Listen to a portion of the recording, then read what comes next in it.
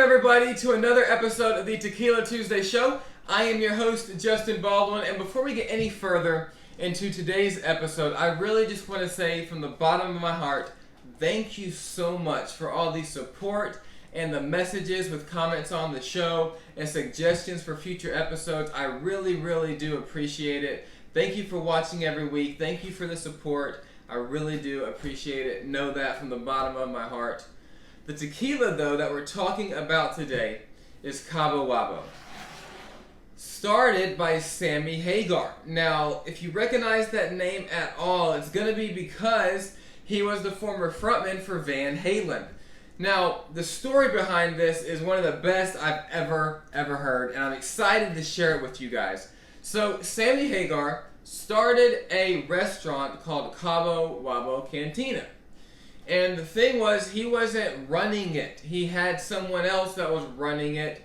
That's actually the same person that's running it today, 25 plus years later. Well, around that time, he joined Van Halen. At the time, they were the biggest band on the planet. Well, it got to the point where Van Halen came to Sammy and was like, hey, you got two choices. You either choose the restaurant and that venture and that arena, or you choose the band.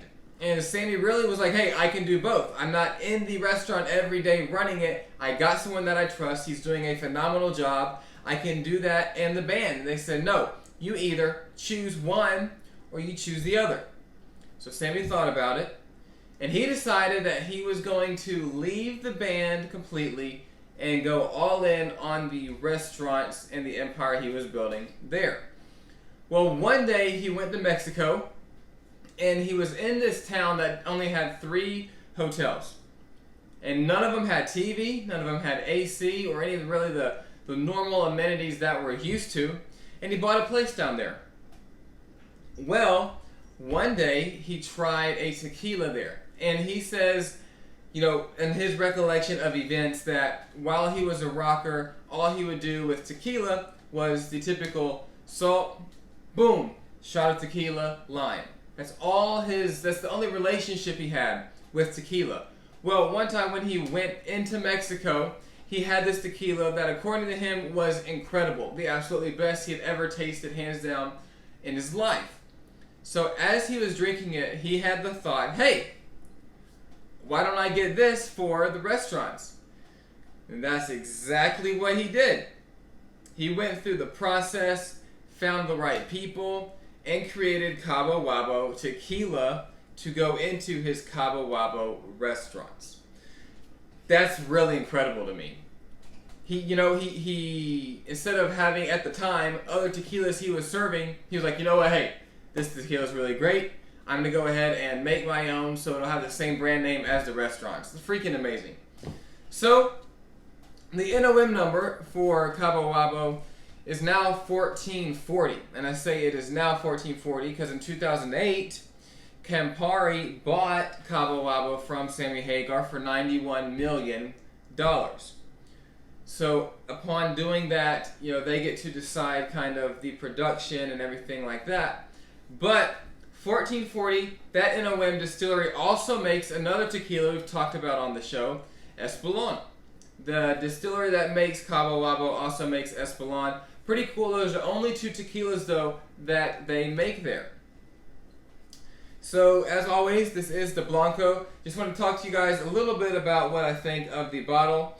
It's a pretty cool, you know, not really typical bottle with the long neck. I'm assuming it's so like a bartender can grab it pretty easily. On the front, Cabo Wabo Tequila Blanco, 100% agave. And on the back, it says, handcrafted from 100% Weber Blue Agave in the highlands of Jalisco, Mexico. Our tequila reveals the true flavor and earthy character of its origin, one of the finest tequilas in the world. We're about to find out. As I was reading about this tequila, though, they kept bragging about the extremely bold agave flavors. On the back here, though, it says, our tequila Blanco boasts a fresh floral bouquet with spicy lime and full agave flavors. There's the agave again. They warn you all over their website, hey, it's going to be a really bold, earthy agave flavor. So When we try it, we'll see if my palate picks that up. I'm assuming it will, but we'll still have to see. As far as the agaves, after they cut them into 4 pieces, and they cook them in stainless steel autoclaves, which a lot of the tequilas we've had on the show do that. It's kind of like a pressure cooking system. When they get done cooking, they ferment them. They use stainless steel for that as well. For the distillation process, they use stainless steels with copper coils in them, and they use a roller mill to crush the agave after it gets done cooking. So with all of that said, what most people on the planet Earth care about is how does this taste? Let's see if it'll live up to the name of one of the finest tequilas in the world.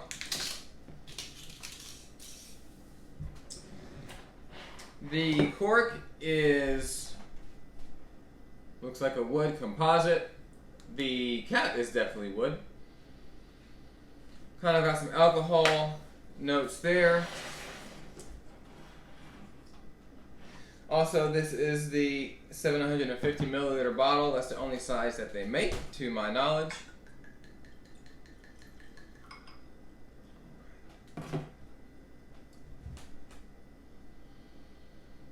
Definitely got the alcohol and cooked agave there right off the bat. To kind of smack you in the face a little bit.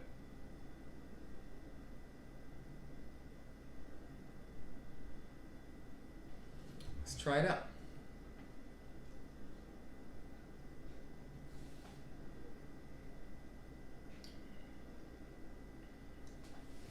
A little bit of pepper. It's really, really smooth though. Doesn't have that hard bite in the back of your throat.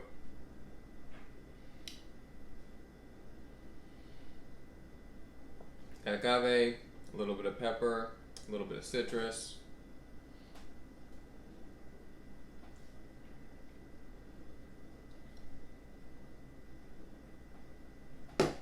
Not bad.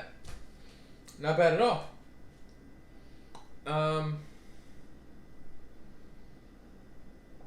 There's no bite. There's no... Actually pretty good. And now that I'm just like really thinking on the flavors and everything going on. Not bad. It at least gets my passive approval, for sure. Definitely go and try it. The price point isn't that bad. I'm going to kick it out to you guys. Let me know what you guys think.